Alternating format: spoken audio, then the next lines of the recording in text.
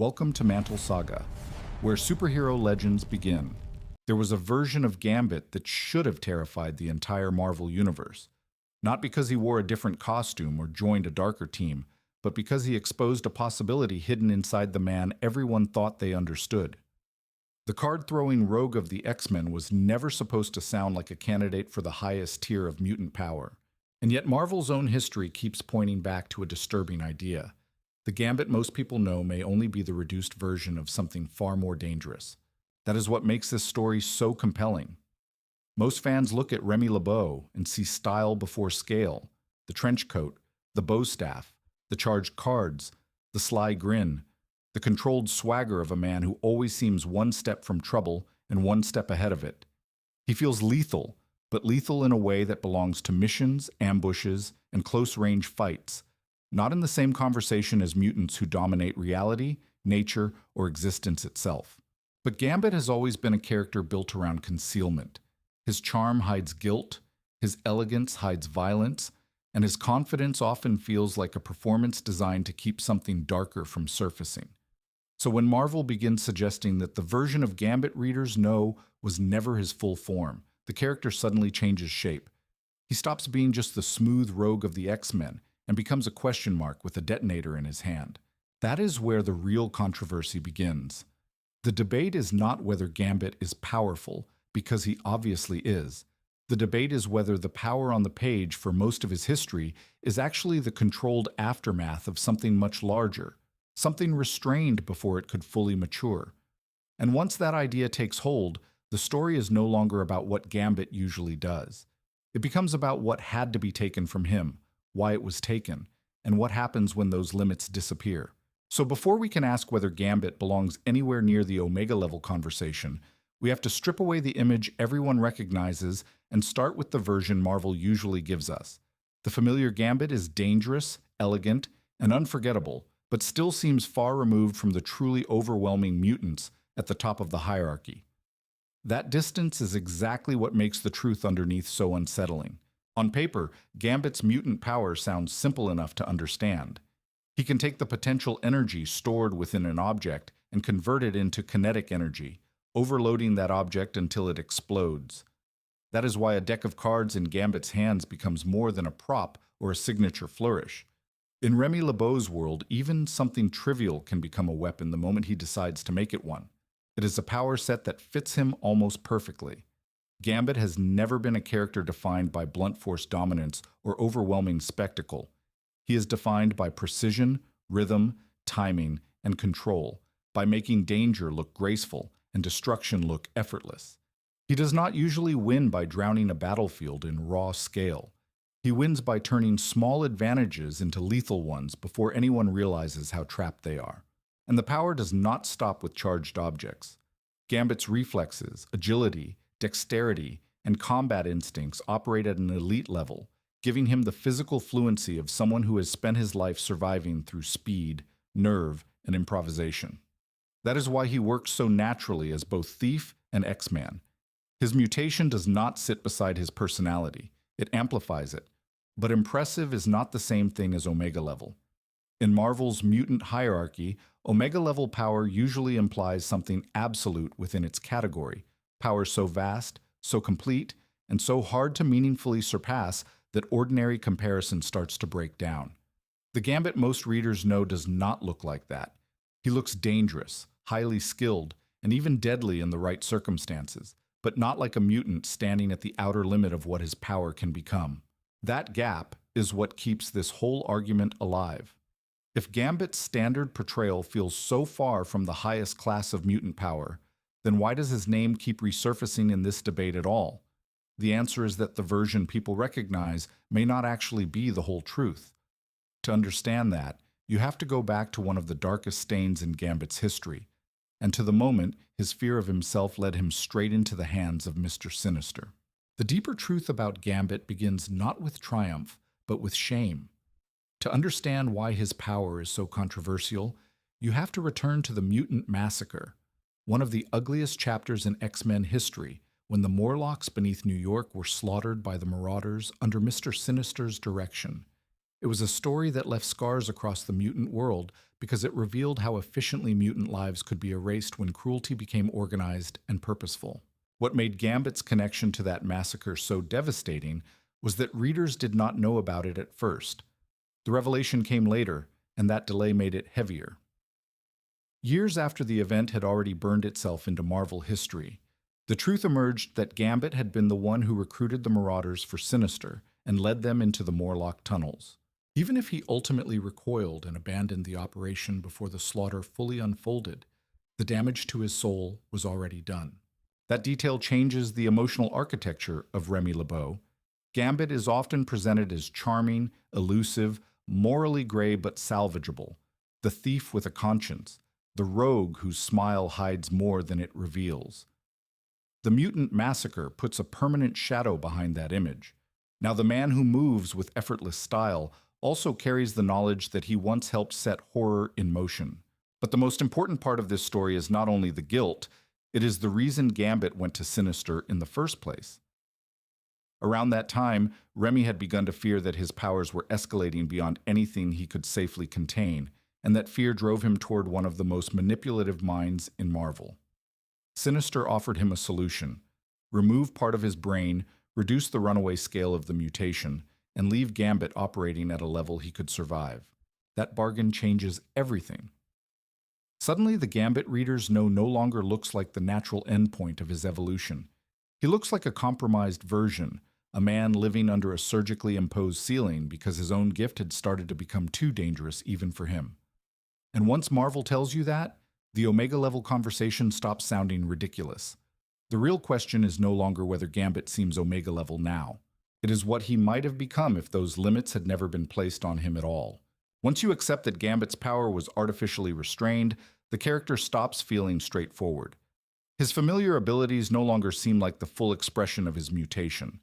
They feel like the safe version, the manageable version, the version left behind after something much more unstable was cut away.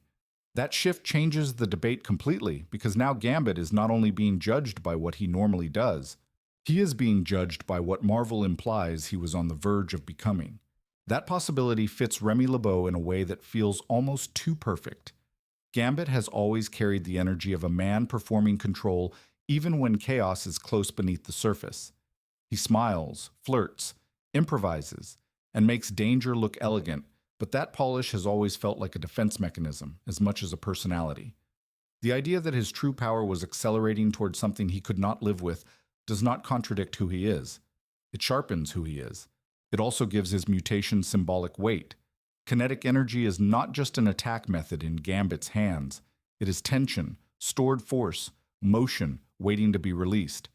He's a man whose gift revolves around pressure building until something bursts, which makes it almost poetic that his life follows the same pattern.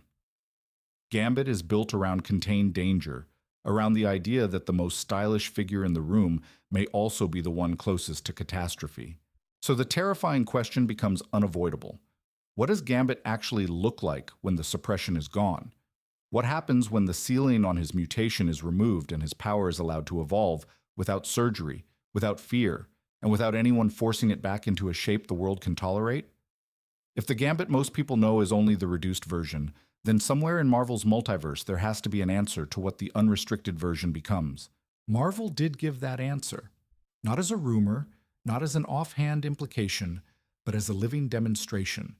An alternate universe Gambit who embodies the full trajectory of Remy LeBeau's power once nothing is holding it back. That version is called New Sun, and the moment he enters the story, Gambit stops looking like a stylish mutant with hidden potential and starts looking like the outline of a cosmic disaster. New Sun is where the argument stops being theoretical. Up to this point, the idea of Gambit reaching the highest tiers of mutant power can still be treated as an interesting possibility, a bold reading of his history rather than a clear conclusion. New Sun destroys that comfort. He's not a theory about what Gambit might have become. He is Marvel showing, in story, what Remy LeBeau looks like when his mutation is allowed to develop to its most extreme and frightening form. What makes New Sun so important is that he is not simply Gambit with more output. He is Gambit without the restraints that kept the main version recognizable. The same core mutation is there, the same relationship to energy, motion, and explosive release, but it has evolved past the stylish limitations fans associate with Gambit and entered something far larger. He is not just stronger, he is a revelation about scale. That is why New Sun feels less like an alternate costume and more like a verdict. He exposes the gap between Gambit's public identity and Gambit's real ceiling. The cards, the trench coat, the rogue charm, all of it suddenly starts to look like the small human presentation of a power that, when fully realized, no longer belongs to the world of thieves or even ordinary superhero teams. It belongs to the realm of beings who can alter the fate of realities. There is something deeply tragic in that. Gambit has always been one of Marvel's more human mutants in the way he carries regret, desire, shame, loyalty, and self-invention. New Sun stretches that humanity to its breaking point because he suggests that buried inside Remy's charisma is the blueprint for a being too powerful to remain ordinary. He is not just a fantasy of escalation. He is a warning about what happens when a charming survivor is no longer contained by the boundaries that kept him human-sized. That is why New Sun matters so much to this debate. He proves that Gambit's mutation was never small. It was only restrained, and once Marvel places that proof directly in front of the reader, dismissing the Omega-level discussion starts to feel less like skepticism and more like refusal. The only thing left is to examine what New Sun can actually do, because that is where Gambit's power stops looking flashy and starts looking almost elemental. New Sun's abilities take everything people associate with Gambit and push it past the point where it still feels like the same category of power. The ordinary Gambit usually needs physical contact to charge an object, which keeps his mutation grounded in touch, timing, and precision. New Sun breaks that limitation immediately. He can charge objects from a distance, which means the battlefield no longer has to pass through his hands before it becomes lethal. The world around him is already vulnerable the moment he decides it is.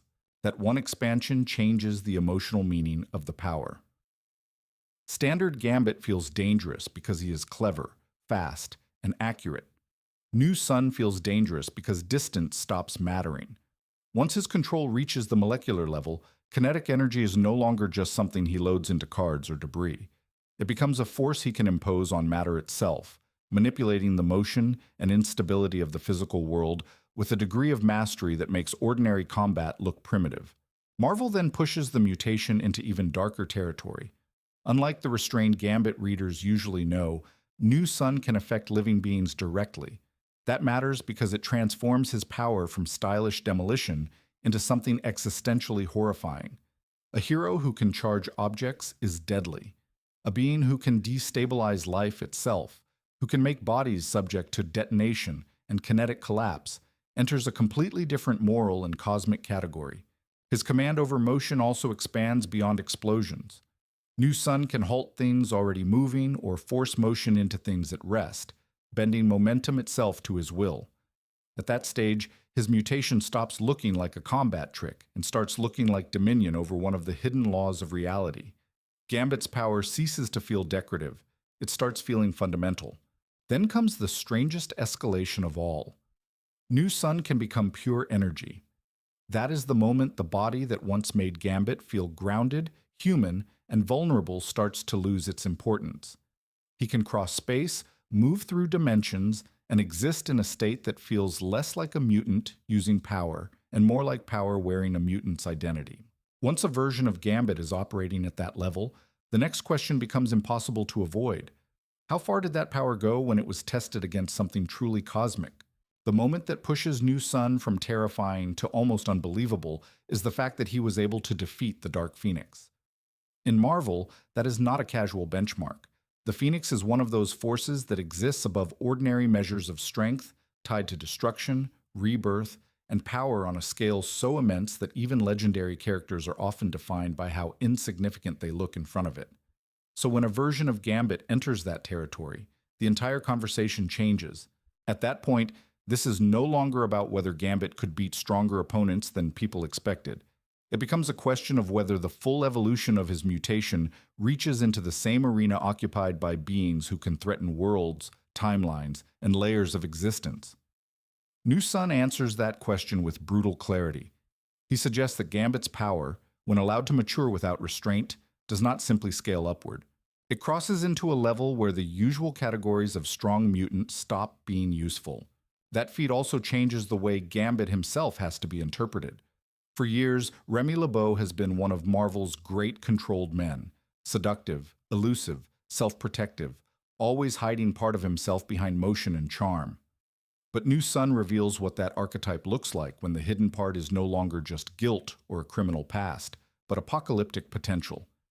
He becomes proof that Gambit's greatest danger was never only what he had done, it was what he could survive becoming. That is why the Omega-level argument becomes so hard to dismiss. If New Sun can stand against a force like the Dark Phoenix and win, then Gambit's full potential is no longer an interesting footnote buried in continuity. It becomes evidence. Not evidence that Earth 616 Gambit lives every day at that level, but evidence that the mutation itself contains a ceiling so high that the familiar version of Gambit may only be the safest and smallest expression of something far more catastrophic. But this is also where the story becomes more painful. New Sun is not the Gambit readers travel with month after month.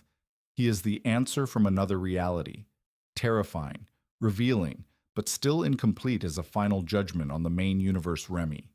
And that is why the next stage matters so much, because Marvel eventually gives Earth 616 Gambit a chance to touch that buried level of power for himself. Marvel pulls that possibility into the main timeline in Gambit's 1999 solo series, and this is where the story stops feeling like distant multiversal theory.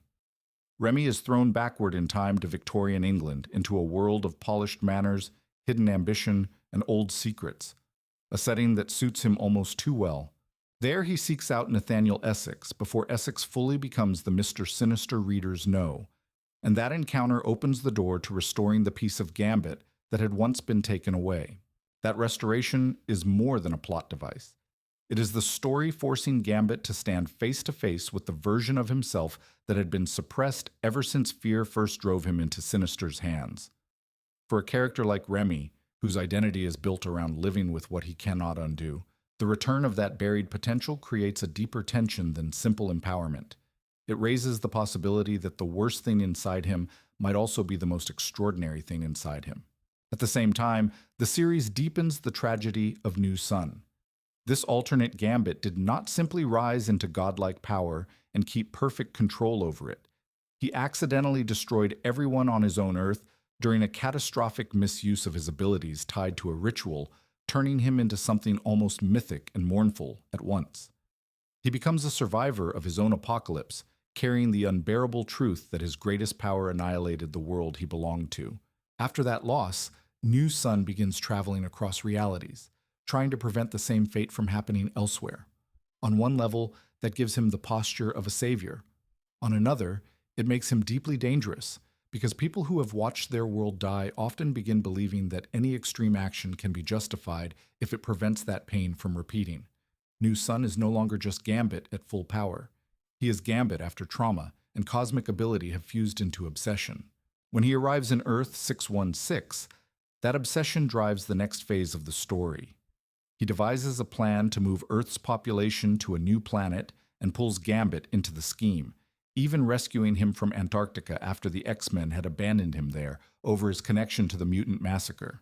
That rescue matters emotionally because it catches Remy at one of the lowest points in his life, making the coming conflict feel less like a random encounter and more like a wounded man being confronted by the worst possible future hidden inside himself. New Sun's plan was never stable for long. What began as an attempt to save Earth by transporting its population to another world gradually revealed the flaw that haunts so many godlike figures in comics: the belief that enough power can compensate for the fact that no one else chose the future being imposed on them. When that vision begins to collapse, New Sun stops treating Gambit like an ally and starts treating him like a final variable, someone who can either help complete the impossible or become a threat that has to be removed. That shift is what turns the story from uneasy alliance into destiny. New Sun hires assassins to kill Gambit, making it clear that whatever empathy or identification he once felt for his Earth 616 counterpart has now been swallowed by desperation. In a grim way, it is the perfect corruption of Gambit's own themes. The alternate Remy, who once embodied ultimate potential, now also embodies the danger of a man who has lived too long with power, grief, and certainty. The story then drives both men toward its most symbolic setting, New Sun's dead home world.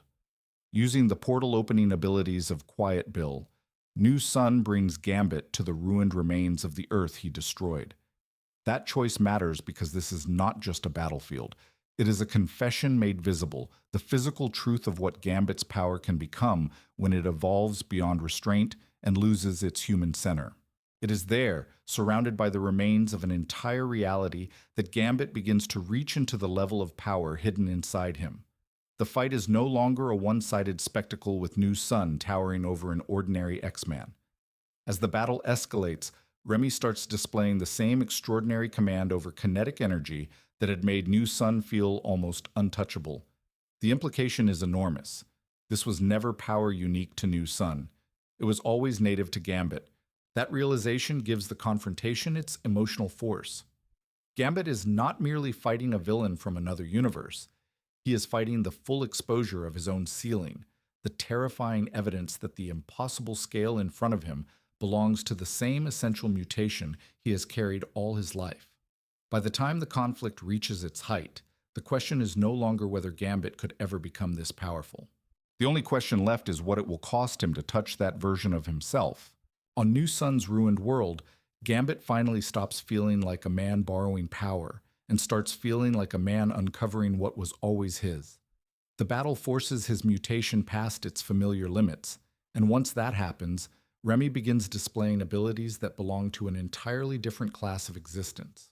He manipulates kinetic energy at the molecular level, charges objects without touching them, flies, heals himself, and moves with the same terrifying fluidity that had made New Sun seem less like a mutant and more like a living catastrophe. That is the crucial point in the entire debate. Marvel does not present Gambit's full potential as a vague statement or a speculative chart. It shows him reaching it. For a brief explosive stretch of time, Earth 616 Gambit stands in the same realm as the alternate self who had already proven how catastrophic that power could become. The hidden ceiling of Remy LeBeau's mutation is no longer theory. It is witnessed fact. But the story refuses to make that revelation a simple triumph. Gambit's full potential is magnificent, yes, but it is also unsustainable. The more he draws on that buried scale of power, the more the narrative makes clear that this is not a state he can inhabit casually. It feels more like a violent overexposure of his true nature, as if the universe is briefly allowing him to become everything he was once prevented from becoming, and charging him for every second of it. That cost defines the climax. Even though New Sun eventually begins to gain the upper hand, Gambit responds by channeling his energy directly into him, unleashing a devastating discharge that destroys New Sun in an eruption powerful enough to send shockwaves tearing across the surrounding area. It is the kind of ending that fits Gambit perfectly. Not a calm ascension or a ceremonial crowning, but one final reckless act of precision and will. And yet, even in victory, there's no sense that Remy has permanently evolved into this greater form. Quite the opposite. The battle drains so much out of him that his power collapses back to the familiar baseline readers know, returning Gambit to the version of himself that seems impressive but manageable. That is what makes his full power tragic instead of purely glorious. He is allowed to prove that this higher version is real and then forced to live knowing he cannot remain there. That is exactly why Gambit's Omega-level status remains so controversial. If you judge him by the version of Remy LeBeau who appears most consistently across Marvel stories, then the answer seems simple. No. He is highly skilled, unusually dangerous, and more versatile than casual readers sometimes assume, but he's not normally portrayed as a mutant whose power permanently operates at the absolute outer edge of its category. By that everyday standard, the Omega label feels too large. But if you judge him by demonstrated potential, the conversation becomes much harder to dismiss. Marvel has never formally and decisively stamped Gambit with the Omega-level label. No clean in-universe declaration settles the matter, and no simple writer confirmation closes the debate the way it has for some other mutants. By the strictest technical standard, that absence matters. In comics, labels often become canon through one explicit moment of recognition. And yet Gambit's case refuses to stay inside technical standards. The feats tied to his full power are simply too extreme. A version of Gambit reached a state capable of defeating the Dark Phoenix, and the main universe Gambit briefly accessed molecular-level kinetic control, remote charging, flight, self-healing, and a scale of output that placed him on the same battlefield as that alternate self. At that point, saying Marvel never officially said it starts to sound less like a conclusion and more like a technical shield placed over something the stories themselves already made disturbingly clear. That tension is what makes Gambit different from many other power tier debates. Usually comic fans argue because they are trying to inflate a favorite character beyond what the page actually supports. Here, the strange thing is almost the reverse. The stories give Gambit enough extraordinary material to justify the argument, but the formal canon language never quite catches up in a decisive way. So he lives in that uncomfortable middle space. Not officially crowned, but also not easy to exclude. There's also a deeper thematic reason the debate persists. Gambit is a character defined by partial revelation. His charm conceals guilt, his elegance conceals danger, and his confidence often conceals the fear that he may be more broken than he wants anyone to know. Of course, the question surrounding him would take this shape. Even his power classification becomes another version of the same mystery. Is Remy LeBeau truly what he appears to be? Or is the truth always larger, darker, and harder to contain than the image he presents? That may be the real tragedy at the center of Gambit's story. Remy LeBeau is not haunted by the absence of power. He is haunted by proximity to it, by the knowledge that somewhere inside him exists a version of his gift so immense that it could elevate him into the highest ranks of mutant kind, or reduce entire worlds to ruin. Most heroes fear not being enough.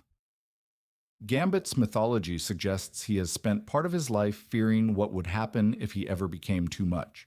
That is what makes him such a quietly haunting figure in Marvel's universe. The version of Gambit fans love is built on limits. Limits of scale, limits of trust, limits of how much of himself he can safely reveal. He survives inside those limits.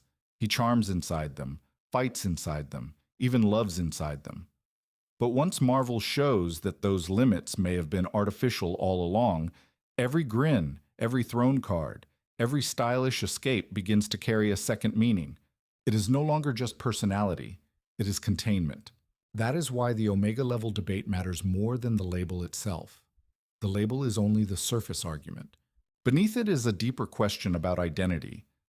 What do you call a man whose truest potential is real, proven, and terrifying, but not stable enough to define his everyday life? Is he the version of himself he can maintain, or the version buried deepest in his design? With Gambit, Marvel never gives a perfectly clean answer, and strangely, that uncertainty is part of what makes the story work. Because in the end, Gambit is not compelling because he is always the strongest man in the room. He is compelling because he lives in the shadow of a possibility that could have rewritten his entire place in the universe. He is a thief who might have become a force of cosmic motion, a charming outlaw carrying the outline of a god he can never fully remain. That tension between style and catastrophe, between romance and destruction, between control and collapse, is what gives Remy LeBeau his unusual weight. So should Gambit be called Omega level? If you demand permanent status and formal confirmation, maybe not. But if you are asking whether the deepest truth of his mutation has already shown the scale, danger, and impossible reach associated with that level, then it becomes very hard to deny what the stories themselves have already revealed. Gambit may not live as an Omega every day, but the shadow of one has been inside him all along. And maybe that is the most fitting ending for a character like him, not a clean coronation, but a lingering unease that behind the cards, the charm, and the swagger stands a man carrying the buried shape of a multiversal weapon.